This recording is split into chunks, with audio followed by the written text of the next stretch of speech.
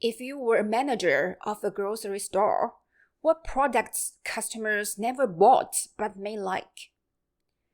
If you run a restaurant, what's the food clients never ordered but may like? If you worked in sales or marketing, what are the books, movies, software, insurance, or t-shirt users never purchased but may like? To buy or not to buy, that is the question. Why business needs recommender systems? The answer is straightforward. Because we want to boost sales to the next level by recommending the right products to the right customers. How to use items bought to find never bought but may like items.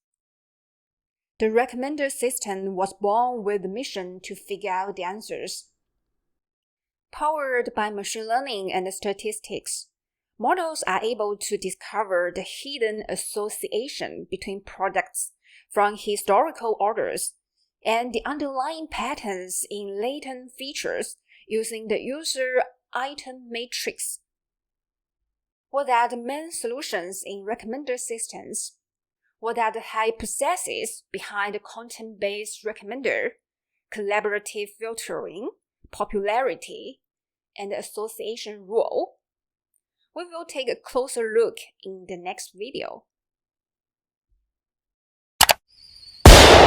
Victory!